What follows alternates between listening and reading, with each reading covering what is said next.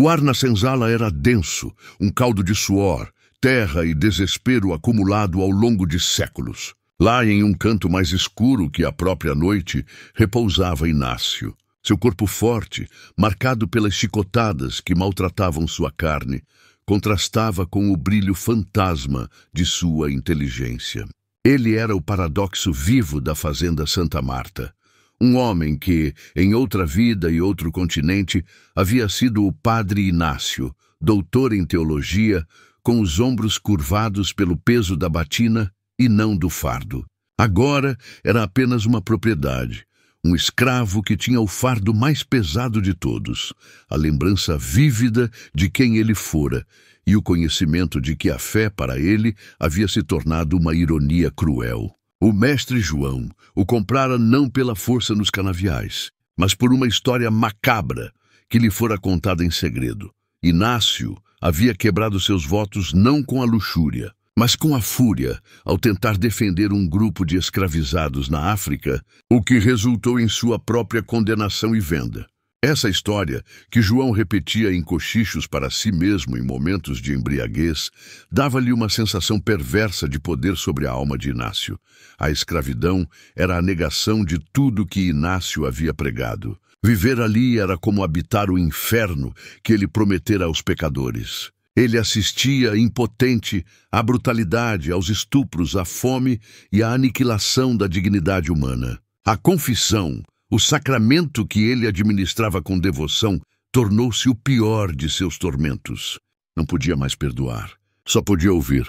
E o que ouvia no silêncio da noite eram os gemidos e os gritos da senzala, os pecados reais e palpáveis que se acumulavam nas paredes daquela fazenda. Seu crucifixo, que lhe havia sido tomado no navio negreiro, era substituído pela visão diária de um chicote, um símbolo de poder muito mais real e temido do que qualquer cruz. Os escravizados o chamavam de o Negro de Reza, não por respeito à sua antiga vocação, mas por um medo supersticioso, acreditando que a mancha de ter sido um homem de Deus o tornava diferente, talvez amaldiçoado. Eram poucas as palavras que ele trocava com os outros, preferindo o tormento introspectivo ao conforto de uma comunhão que já não sentia.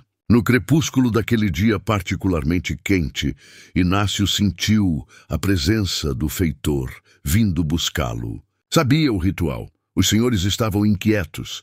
A culpa lhes pesava os ossos mais do que a dengue, e o único bálsamo que encontravam era essa paródia de confissão.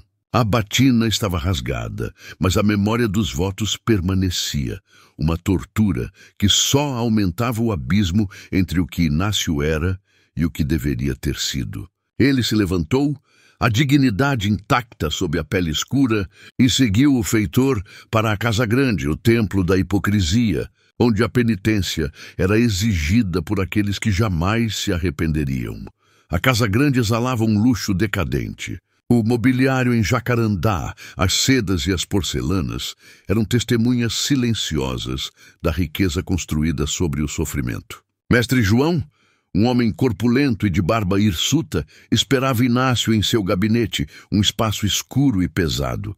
Havia uma garrafa de cachaça quase vazia sobre a mesa, e o cheiro doce e forte da bebida misturava-se ao aroma mofado de livros antigos. João estava suado, a camisa de linho amarrotada, com a aparência de quem tinha travado uma batalha interna e perdido. Seus olhos, pequenos e injetados de sangue, fixaram-se em Inácio com uma mistura de escárnio e súplica. Era o espetáculo do opressor pedindo misericórdia ao oprimido. A cena era um espelho deformado do sacramento. Não havia genuflexão ou sinal da cruz, apenas a imposição do poder.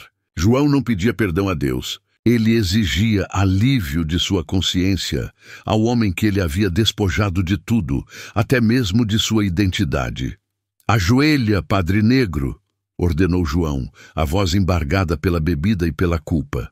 Inácio permaneceu de pé, ereto. A recusa era silenciosa, mas mais alta que qualquer grito.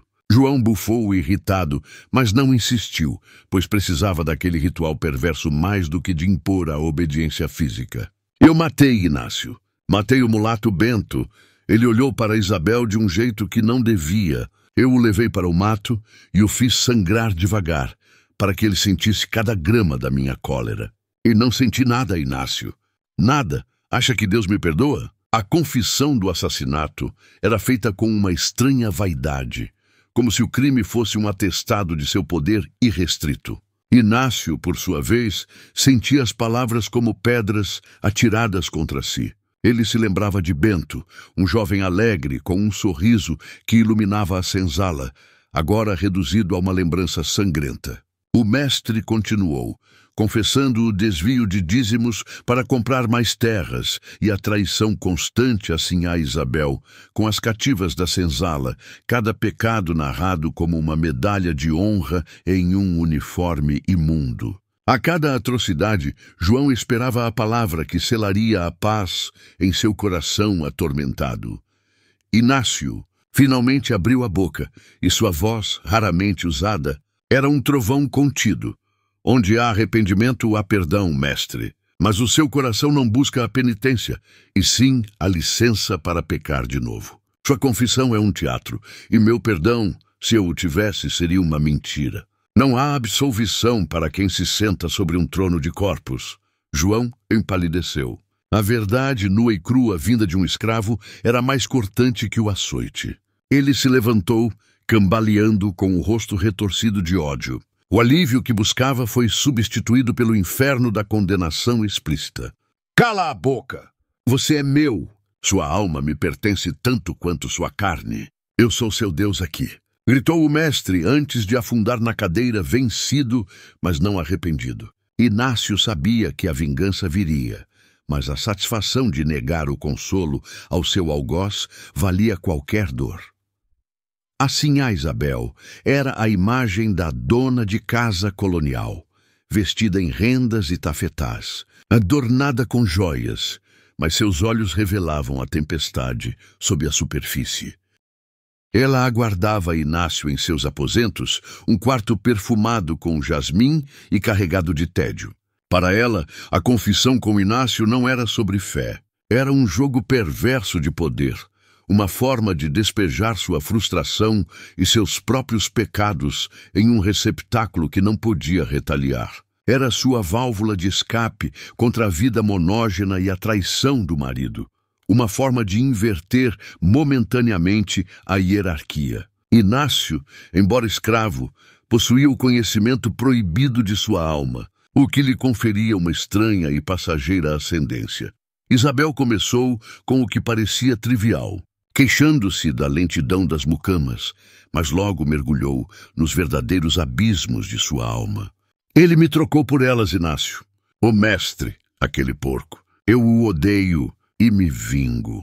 Ela confessou seu adultério, não com um, mas com 2 dos capatazes da fazenda, homens brancos e livres que lhe davam a atenção e o afeto que o mestre lhe negava. O prazer na confissão era palpável, como se estivesse revivendo a traição ali mesmo, na frente do Padre Negro. Em seguida, sua voz ficou mais baixa, carregada de uma culpa genuína, a única que Inácio sentiu ser verdadeira em toda a casa grande. Eu envenenei o filho dele, o bastardo que ele teve com a mulata Luana. Misturei umas ervas no mingau. O bebê adoeceu e morreu. Eu vi a dor daquela escrava e senti um alívio frio. Ninguém vai tomar o que é meu! Inácio estremeceu, apesar de seu controle. Um bebê. Uma vida inocente, ceifada pela vaidade e pelo ciúme.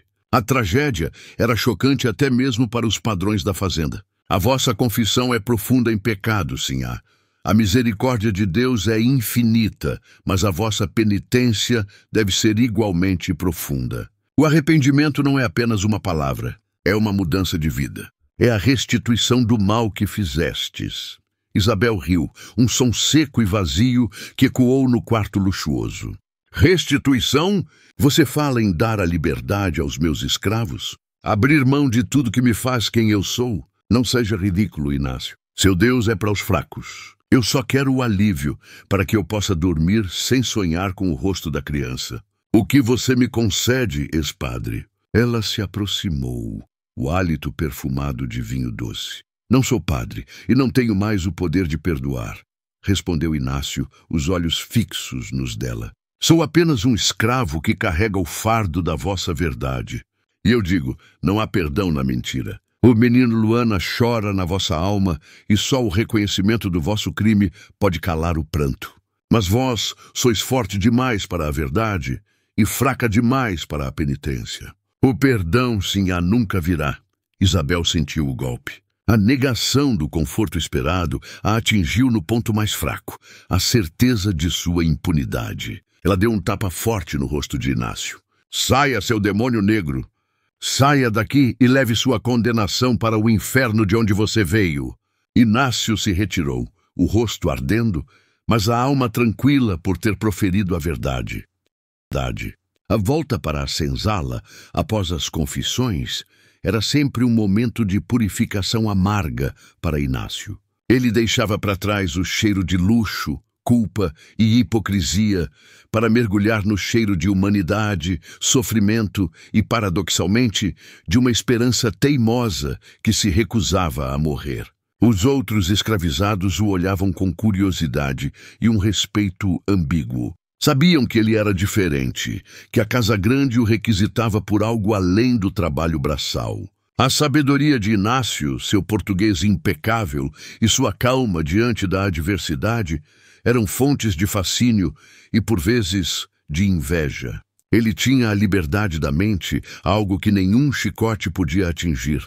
Naquela noite, Maria, uma velha escrava que era a curandeira e parteira da senzala, aproximou-se dele. Ela o tratava como um filho, vendo além do padre negro e enxergando o homem ferido. Eles te fizeram sofrer de novo, meu filho. Inácio apenas assentiu, sentando-se no chão de terra batida. Eles se afogam em seus pecados, Maria, e me usam como uma boia. Mas eu não tenho mais salvação para lhes dar. Eu perdi minha fé no perdão aqui. Maria tocou-lhe o braço. Você perdeu a fé na deles. A fé verdadeira está aqui, Inácio. Nas mães que protegem seus filhos, nos homens que cantam para esquecer a dor. A Casa Grande te ensinou que a religião deles é só poder, mas nossa reza, a nossa, é sobrevivência. As palavras da velha senhora eram um bálsamo, um lembrete de que a espiritualidade não estava confinada aos rituais da igreja, mas residia na resistência silenciosa. Apesar da dor física e emocional, Inácio continuava sendo um farol de resistência intelectual. Ele usava seus conhecimentos para ajudar os outros de maneiras que não ameaçassem abertamente o mestre. Ensinava as crianças a desenhar na terra com gravetos, contando histórias da Bíblia de uma maneira que as transformava em mitos africanos de luta e libertação.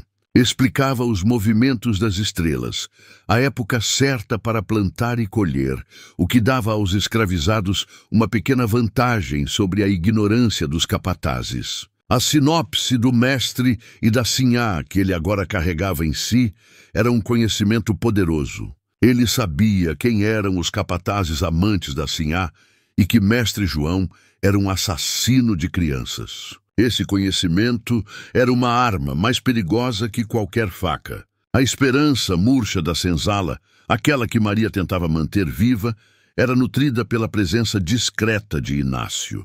Ele era a prova de que a alma podia sobreviver à escravidão, mesmo quando a fé no Deus dos brancos havia falhado. O ar da senzala estava pesado, mas havia uma faísca de calor humano que Inácio se sentia obrigado a proteger. Ele sabia que o mestre, humilhado, voltaria com a fúria da vingança e Inácio precisava estar pronto. O mestre João e a sinhá Isabel, mesmo após a confissão, não encontraram a paz. A negação explícita do perdão por Inácio serviu apenas para inflamar sua culpa, transformando-a em raiva pura. A Casa Grande virou um campo de batalha conjugal. Mestre João, paranoico com o adultério da esposa e a confissão do assassinato, tornou-se mais violento e irracional. A sinhá Isabel, humilhada pela verdade sobre a morte do bebê e o desprezo de Inácio, encontrou na crueldade contra os escravizados uma nova forma de poder. A verdade de Inácio era um veneno lento, corroendo a estrutura da autoridade dos senhores. O mestre passou dias embriagado, vociferando sobre Inácio, repetindo a frase: não há perdão para quem se senta sobre um trono de corpos, como uma maldição.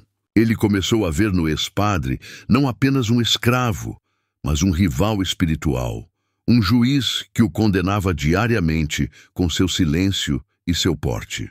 Em um acesso de fúria, ele ordenou que Inácio fosse acorrentado, não nas mãos, mas no tornozelo, a uma pesada pedra de moinho, forçando-o a carregar um fardo literal enquanto executava tarefas sem importância. O castigo era mais psicológico do que físico, visando quebrar a dignidade do homem de Deus. Quero que você sinta o peso do meu pecado, Padre Negro. Carregue-o por mim! Gritou João, escarnecendo. Enquanto isso, a sinhá Isabel focou sua vingança no que Inácio mais amava: a esperança. Ela começou a espalhar boatos entre os outros escravos de que Inácio estava amaldiçoado, que seu conhecimento e suas rezas eram de macumba, um perigo para a saúde e a alma de todos. Ela também aumentou a vigilância sobre Maria, a curandeira, suspeitando que a velha mulher estivesse confabulando com Inácio para incitar a rebelião. O ponto de ruptura veio quando a sinhá descobriu que Inácio estava ensinando as crianças a ler, usando a areia como pergaminho. A alfabetização era o maior medo dos senhores, pois significava o fim da cegueira imposta. Isabel ordenou que os dedos de Inácio fossem espancados, até que ele não pudesse mais segurar um graveto, uma violência que visava silenciar o conhecimento. A violência contra Inácio agora era constante. Ele carregava a pedra, seus dedos latejavam de dor, mas o mais difícil era o peso insustentável da verdade que ele guardava. Ele sabia que podia destruir o casamento e a reputação de seus senhores, revelando os crimes hediondos que lhe haviam sido confiados em segredo. Mas a ética do confessionário, mesmo que profanada, ainda o prendia.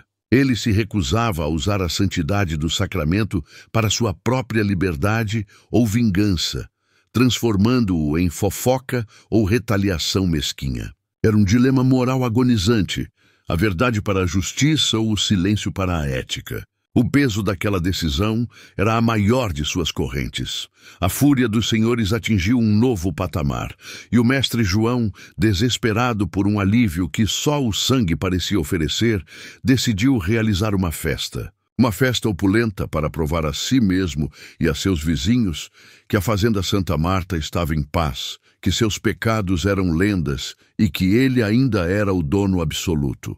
A ideia era afogar a culpa no vinho e na música. No entanto, o verdadeiro plano de João era usar a festa como palco para humilhar Inácio publicamente, fazendo-o performar alguma prece ridícula em latim, como um palhaço para a elite colonial. Inácio, com os dedos enfaixados e ainda acorrentado à pedra de moinho, observava a movimentação na casa grande. Ele ouvia o burburinho de seus companheiros na senzala. Eles estavam no limite.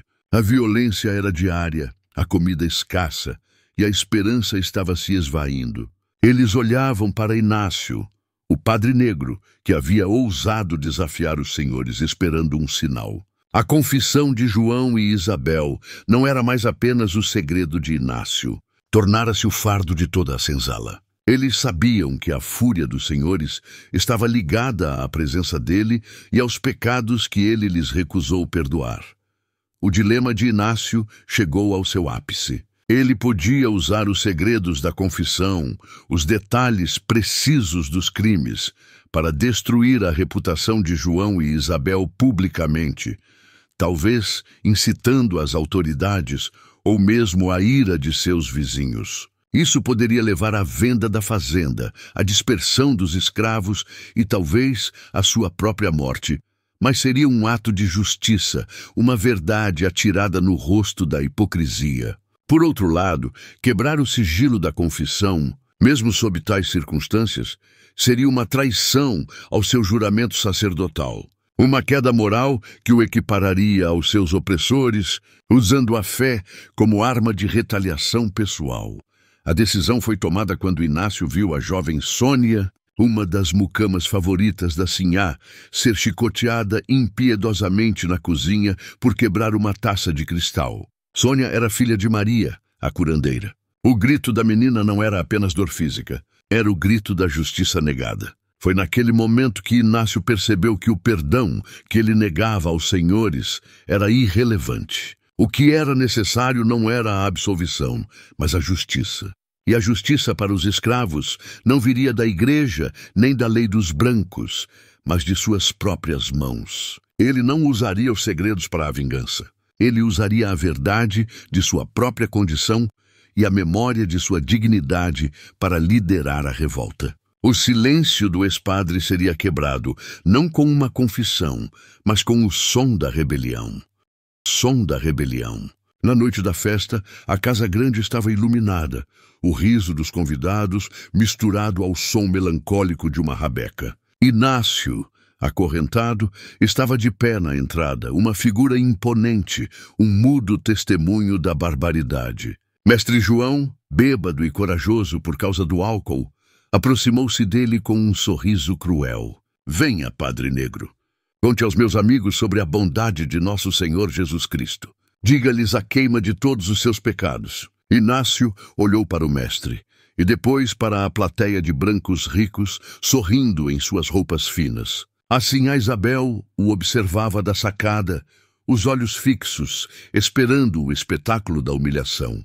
Aquele era o momento. Inácio não confessou os pecados deles, mas proferiu a negação final. Sua voz ressoou, clara e poderosa, sobrepondo-se à música. Eu não sou mais padre, senhores. Eu sou Inácio, um homem. E eu fui ordenado para dar o perdão àqueles que o buscam com o coração contrito. Mas aqui, eu só vejo corações de pedra e mãos manchadas de sangue. O perdão que buscais, vós o negais a cada respiração, a cada chicotada, a cada grito de vossas vítimas. O silêncio caiu sobre a festa, pesado e frio. Vós me pedistes absolvição, mestre João, pela vida que tirastes. E vós, sinhá Isabel, pela inocência que envenenastes. Eu não lhes darei paz, eu lhes dou a minha condenação. Vós estáis condenados, não por mim, mas pela vossa própria tirania. Mestre João avançou, furioso, mas a força das palavras de Inácio o paralisou por um instante. Inácio não esperou. Ele deu um passo pesado, e o som da pedra de moinho, sendo arrastada no chão de tábuas, foi o primeiro som da revolta. Eu não busco mais o céu, senhores. Eu busco a justiça na terra. Que o fardo que me destes vos esmague. Com a força do desespero e da revolta acumulada, Inácio puxou a corrente com violência, arremessando a pesada pedra contra uma das mesas de bebidas, esmagando taças e garrafas em um estrondo. O caos se instalou, esse foi o sinal. Do lado de fora, no matagal, os escravizados que esperavam o momento certo, liderados por Maria e outros homens fortes, ouviram o barulho e a voz de Inácio. O grito de Inácio não foi uma oração, mas um chamado à ação. Eles invadiram a casa grande, armados com ferramentas de trabalho. A rebelião tinha começado. O mestre João, em pânico, tentou pegar sua arma, mas foi impedido por Inácio. Assim a Isabel gritou da sacada, mas seu grito foi engolido pelo clamor da justiça dos oprimidos. A negação do perdão se transformou na autodeterminação da libertação. A revolta na Casa Grande foi rápida e brutal. Os convidados, aterrorizados, correram em pânico. O mestre João, confrontado pela fúria de Inácio e dos outros escravizados, cambaleou. Ele tentou argumentar aterrorizado a dignidade de senhor desaparecendo em meio ao suor e ao medo. Eu te perdoo, Inácio. Eu te dou a liberdade. Me confesse, me absolva. Eu farei o que você quiser. João se arrastou até o chão, implorando pela absolvição que ele havia exigido por tanto tempo. Inácio olhou para o mestre e depois para o rosto de Maria, que o olhava com tristeza e orgulho. Ele viu a marca do chicote nas costas de Sônia. Ele pensou no bebê envenenado e no jovem Bento. A ética do confessionário finalmente cedeu lugar à lei da senzala, a justiça primária e sombria que a civilização havia negado.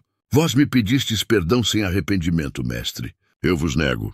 Não há mais absolvição, só o pagamento. E o pagamento não é meu, mas de todos aqueles a quem vós roubastes a vida e a alma. Inácio. Com um golpe seco, libertou-se da pesada pedra de moinho que rolou para longe, simbolizando o fim de seu fardo. Assim a Isabel, na sacada, viu o mestre ser subjugado e tentou fugir pelos fundos, mas foi interceptada por Maria e outras mulheres da senzala. O julgamento não seria nas salas de mármore da igreja, mas no chão de terra batida da senzala, sob a luz fantasmagórica da lua. Eles não foram mortos de imediato, foram levados para o centro da senzala, onde foram forçados a assistir e ouvir as confissões reais, as histórias de dor e sofrimento de cada escravizado que haviam oprimido. O mestre João, e assim a Isabel, foram submetidos a um julgamento de almas, onde a sentença era o reconhecimento forçado de sua desumanidade. O final da história de Inácio não foi o reencontro com o sacerdócio, nem a fuga para um país livre. Ele aceitou seu novo papel como líder, um guia que trocou a batina pelo machado, o perdão pela justiça. Inácio, o ex-padre, cumpriu sua expiação não perdoando, mas condenando a tirania. A fazenda Santa Marta foi queimada, e os escravizados fugiram para o quilombo, carregando consigo a memória da negação do perdão, que se tornou o hino de sua liberdade. A absolvição nunca veio para os senhores, e o perdão para Inácio se manifestou na justiça sombria de um novo amanhecer, livre de senhores e de culpas. Senhores e de culpas.